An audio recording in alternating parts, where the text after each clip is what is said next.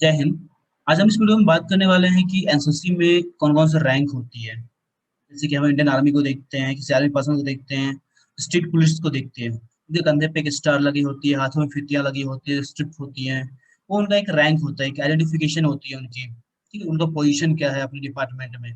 Same उसी तरह NCC में जो होता है, कैडेट्स की रैंक होती है।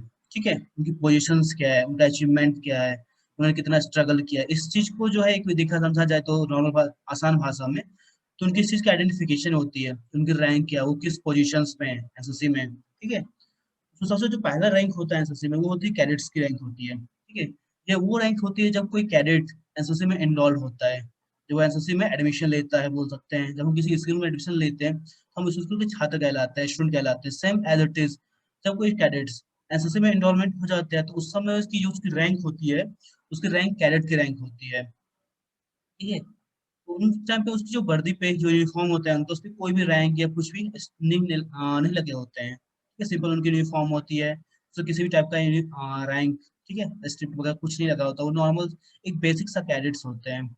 इसके बाद जो रैंक आती है वो लांस कॉर्पोरल पे आती है। ठीक है, जिसको शॉर्ट फॉर्म में एलसीपीएल भी बोलते हैं। इसको जो पहचान होती है वो 151 स्ट्रिप्ट होती है। ठीक है, इसको जो इस रैंक को जो है राइट हैंड पे लगाया जाता है। ठीक है, जस्ट बाजू, जस्ट नीचे किसके, जो हम आर्म्स टाइटल लगाते हैं एनसीसी के आर्म्स टाइटल जो होते हैं उसके जस्ट नीचे चार फोर फिंगर्स जो होती है उसके जस्ट फोर फिंगर नीचे लगाते हैं इस रैंक को। ठीक है, और उसकी पहचान क्या होती है कि रेड स्ट्रिप के जस्ट ऊपर ब्लैक स्ट्रिप। ठीक है, और इस रैंक को लेने के लिए आपकी जो क्वालिफिकेशन होना चाहिए, जो क्राइटेरिया होने चाहिए कि आपका अटेंडेंस एटलीस्ट 80 प्लस होना चाहिए, 80% प्लस होना चाहिए। ठीक है, और ये रैंक आपको मे बी सेकेंड ईयर में भी मिल सकता है और ये फर्स्ट ईयर में भी मिल सकता है आपको एनसीसी में। वो डिपेंड करता है कि आपकी स्क्वाड कैसी है, आपकी जो यूनिट है वो किस टाइप की रैंक प्रमोशन कर रही है, वो बहुत सारी चीज पे डिपेंड करती है। ट्रांस कॉर्पोरल के बाद जो रैंक आती है वो आती है कॉर्पोरल की रैंक, जिसको शॉर्ट फॉर्म में सीपीएल भी बोलते हैं। ठीक है, इस रैंक की जो आइडेंटिफिकेशन होती है सेम एज इट इज होता है लांस कॉर्पोरल जैसा। उसमें एक फिफ्टी होती है, इसमें दो फिफ्टी होती है, तो डबल स्ट्रिप होती है। उसकी भी पहचान क्या होती है, ब्लैक स्ट्रिप जो होती है वो रेड स्ट्रिप के जस्ट ऊपर होती है। ठीक है, और इस रैंक को लेने के लिए जो क्राइटेरिया होती है वो ये होती है कि आप सेकेंड ईयर के फर्स्ट ईयर या फिर सेकेंड ईयर के कैडेट्स हो। ठीक है, और आपकी अटेंडेंस जो है वो 80+% होना चाहिए, 80% प्लस होना चाहिए। और आप कम से कम 6 मंथ तक एलसीपीएल के रैंक पे रहे हो, मतलब कि आप कम से कम 6 महीने तक एलसीपीएल में से लांस कॉर्पोरल के रैंक पे रहे हो, तभी जाके आप इस रैंक के लिए एलिजिबल होते हैं। इसके बाद जो रैंक आती है वो है सार्जेंट की रैंक होती है, इसको शॉर्ट फॉर्म में एसजीटी भी बोलते हैं, सार्जेंट। इसकी पहचान ऐसे नॉर्मल से रैंक होती है, जैसे कि देखा जाए तो इसमें तीन स्ट्रिप्स होते हैं, तीन फीतियां होती है, और इसको भी जो है राइट हैंड पे लगाया जाता है, same as it is corporal और आंस कॉर्पोरल के जैसे। इस रैंक को लेने के लिए जो होती है, आप कम से कम सेकेंड ईयर के कैडेट होने चाहिए, तभी जाके आपको ये रैंक मिलेगी। जब तक आप सेकेंड ईयर के कैडेट नहीं होंगे तब तक ये सार्जेंट की जो रैंक है आपको नहीं मिल सकती। और आपकी अटेंडेंस जो है वो 85+% 85% होना चाहिए कम से मिनिमम, और उससे प्लस भी होना चाहिए। और आपकी ड्रिल जो है अच्छी होनी चाहिए, मैप रीडिंग भी अच्छा होना चाहिए। ये सारे जो है क्राइटेरिया इस रैंक की होती है। और इसको भी राइट हैंड पे लगाते हैं, सेम एज इट इज जो होता है आर्म साइड का जस्ट नीचे। इसके बाद जो रैंक आती है वो होती है सीक्यूएमएस की। जी हाँ, सीक्यूएमएस, कंपनी क्वार्टर मास्टर सार्जेंट, इसका फुल फॉर्म होता है। इसके शॉर्ट फॉर्म जो होते हैं सीक्यूएमएस होता है। कभी कभी आपको बी सर्टिफिकेट के एग्जाम में जो है सीक्यूएमएस का फुल फॉर्म पूछ ले जाता है। ठीक है, रैंक की फुल फॉर्म हो गई आपकी, कैंप की फुल फॉर्म हो गई। मैं अगले वीडियो में बताऊंगा कैंप का फुल फॉर्म, कौन कौन से कैंप को इंपॉर्टेंट कैंप होते हैं, उसके फुल फॉर्म एग्जाम्स में आते रहते हैं। ठीक है, ये जो रैंक होती है कंपनी क्वार्टर मास्टर सार्जेंट का, सीक्यूएमएस की रैंक, ये रैंक आपको थर्ड ईयर में, मे बी थर्ड ईयर में या फिर सेकेंड ईयर में भी दिया जा सकता है। ये डिपेंड करता है कि आपकी क्वालिटीज कैसी है। और इस रैंक की जो इस रैंक के जो कैडेट होते हैं उनकी जो मेन रिस्पॉन्सिबिलिटी जो होती है वो ये होती है कि जितने भी पैसों से रिलेटेड काम होते हैं एनसीसी में, जैसे कोई भी रिफ्रेशमेंट आया, कोई भी खाना आए। ठीक है, जैसे एनसीसी की जो ट्रेनिंग चलती है तो उस टाइम पे बहुत सारे रिफ्रेशमेंट दिया जाता है कैडेट्स को ट्रेनिंग के बाद। इन सारे चीज का जो डॉक्यूमेंटेशन होता है, इस चीज के रख रखाव के लिए जो होता है इस कैडेट्स को ये रैंक दिया जाता है, ताकि जो कैडेट्स होते हैं इस चीज को अच्छे से अपना रिस्पॉन्सिबिलिटी जो निभा सके। ठीक है, और इसको भी जो होता है राइट हैंड लगाते हैं just below the arms title. और उसकी जो पहचान होती है सेम एज सार्जेंट रैंक के जस्ट ऊपर जो है ये अशोक स्तंभ की चिन्ह लगे होते हैं। ठीक है, ये सार्जेंट रैंक के जस्ट ऊपर जो होती है ये इस अशोक स्तंभ की रैंक लगी होती है। और उसकी पहचान हम इस तरीके से कर सकते हैं, जो रैंक है ये CQMS company quarter master sergeant rank होती है, और इस रैंक को लेने के लिए कम से कम आप सार्जेंट के रैंक पे 6 महीने तक रहे हो, ठीक है, तभी जाके आपको ये रैंक मिल सकती है। और अगर आप सी सर्टिफिकेट के एग्जाम, बी सर्टिफिकेट एग्जाम दे चुके हैं और थर्ड ईयर में आ चुके हैं, तो आपको चांसेस है कि ये रैंक मिल सकती है, लेकिन बहुत ही कम ऐसा देखा जाता है कि आपको ये बी सर्टिफिकेट के एग्जाम में रैंक मिले, ठीक है।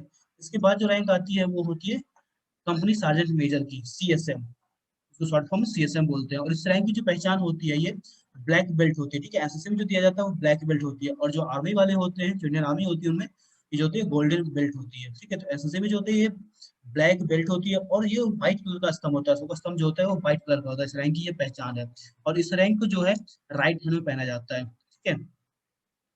CSM की जो रैंक है, CSM का फुल फॉर्म क्या होता है, कंपनी सार्जेंट मेजर। कभी आपको ये एसएससी के बी सर्टिफिकेट के एग्जाम में या फिर प्रैक्टिकल के एग्जाम में पूछ ले जाता है कि रैंक का फुल फॉर्म क्या होती है। इस रैंक का जो मेन, इस रैंक में जो कैडेट्स होते हैं उनकी जो मेन रिस्पॉन्सिबिलिटी होती है वो ये होती है कि जो उनकी कंपनी है, जो पूरा यूनिट है उनका, स्क्वाड है, उसको हैंडल करना हो, पूरे सारे चीज डिसिप्लिन के मामले में हो या ड्रिल के मामले हो, जो भी चीज उनकी रिस्पॉन्सिबिलिटी होती है उनसे उसको सारे चीज को हैंडल करना है। इस रैंक के जो कैडेट्स होते हैं, जो ऑफिसर्स होते हैं, उनकी रिस्पॉन्सिबिलिटी ये होती है कि अपने सारे कैड स्क्वाड को, कंपनी को हैंडल करने की, डिसिप्लिन के मामले में हो, उनके ड्रिल के मामले में हो, टर्नआउट के मामले में हो, सारे चीज की रिस्पॉन्सिबिलिटी होती है इस कैडेट्स की होती है, ठीक है। और ये एक ऑफिसर्स रैंक होती है, यहाँ से जो है ऑफिसर्स रैंक स्टार्ट हो जाती है। और इस रैंक को पहनने का जो मेन देखा जाए तो सही तरीके जो होते हैं, ये राइट हैंड में जस्ट बिलो दी, जो हम अपने शर्ट्स के जो बटन होते हैं, स्लिप्स के बटन, उसके जस्ट नीचे पहनते हैं, ठीक है, इस तरीके से कुछ।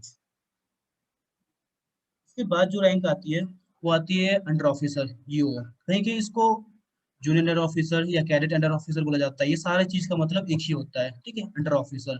अब अंडर ऑफिसर में एक प्रॉब्लम ये आती है, प्रॉब्लम बोल सकते हैं, एक क्वेश्चन और आता है कि अंडर ऑफिसर कहीं कि आप एक ब्लैक पट्टी में भी देखते होंगे और एक गोल्डन पट्टी में भी देखते हैं।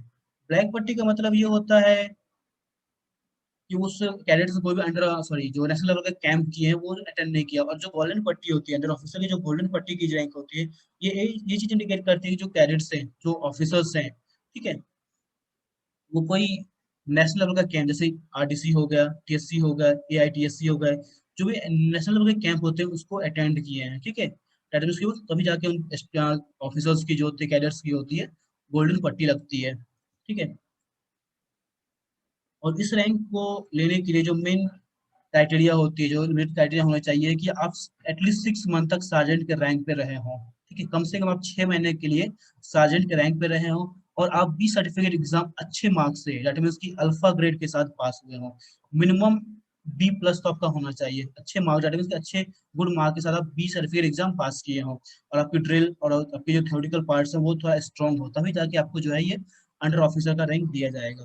ये तो गोल्डन पट्टी की बात होगी। अब हम देखते हैं कि इसमें ब्लैक पट्टी आती है, अंडर ऑफिसर में भी जो होती है वो ब्लैक पट्टी होती है, ब्लैक स्ट्रिप होती है। इस ब्लैक स्ट्रिप के कैडेट्स का मतलब, रैंक का मतलब ये होता है कि जो कैडेट्स है, जो बंदे हैं, उसमें उन्होंने कोई RDC, जस्ट लाइक RDC या फिर TSC का कोई कैंप अटेंड नहीं किया, बट उनकी जो अचीवमेंट है, मतलब हार्ड वर्किंग जो है, उनकी मेहनत के आधार पर, उनकी क्वालिटी के आधार पे, बेसिस पे जो उनको ये रैंक दिया गया कि हाँ ये इस अपनी कंपनी को, अपने यूनिट्स को संभाल सकते हैं, जो कैडेट्स हैं कैपेबल हैं अपने यूनिट्स को संभालने के लिए, अपने कंपनी को संभालने के लिए, तो उनको ये रैंक दिया जाता है, ठीक है ना।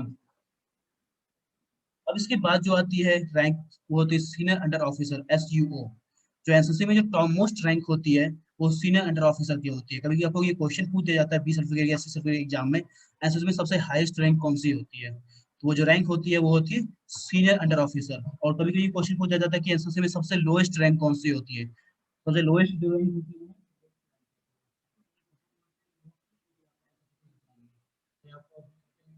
सीसी के एग्जाम, ऑब्जेक्टिव टाइप क्वेश्चन में ये आते ही हैं।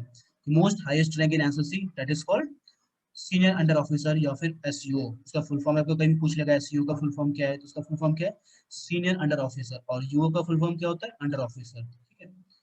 तो ये जो सीनियर अंडर ऑफिसर का जो रैंक होती है उसमें भी दो पट्टियां होती है, तो या तो गोल्डन पट्टी हो सकती है या फिर वो ब्लैक पट्टी होगी। तो इसलिए हम बात कर लेते हैं गोल्डन पट्टी की। जो गोल्डन पट्टी होती है ये इंडिकेट करती है किसी भी ऑफिसर्स की कि वो कैडेट्स जो है RDC फाइट किए हैं, दैट मींस की नेशनल लेवल का कैंप अटेंड किए हैं, YP जो इंटरनेशनल कैंप होती है, YP यूथ एक्सचेंज प्रोग्राम को अटेंड किया है, TSC थल सैनिक कैंप को अटेंड किया है, तभी जाके किसी कैडेट्स को जो है ये सीनियर अंडर ऑफिसर का रैंक दिया जाता है।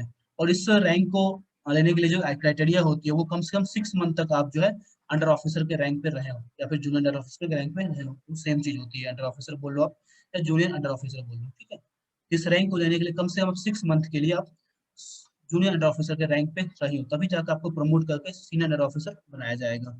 इसमें जो दूसरी रैंक आती है वो ब्लैक पट्टी होती है। सीनियर अंडर ऑफिसर में ये होती है, जो पहले गोल्डन पट्टी थी, अभी यहाँ पे ब्लैक पट्टी आती है। इस ब्लैक पट्टी का भी सेम एज मतलब होता है कि ये जो कैडेट्स होते हैं जिन्होंने आरडीसी के लिए ट्राई किया, टीएसए के लिए ट्राई किया, बट उनका सिलेक्शन नहीं हो पाया, ठीक है, उनके अच्छे अचीवमेंट, अच्छे कैंप के को देखते हुए उनको ब्लैक पट्टी दिया जाता था कि वो डिनोट कर सके कि ये बंदे जो है आरडीसी या फिर नेशनल लेवल का कोई कैंप नहीं किए हैं, ठीक है। इसमें भी सेम वही होता है कि आपको कम से कम 6 महीने तक अंडर ऑफिसर के रैंक पे रहा हो वो बंदा, तभी जाके किसी बंदे को प्रमोट करके सीनियर अंडर ऑफिसर बनाया जाता है।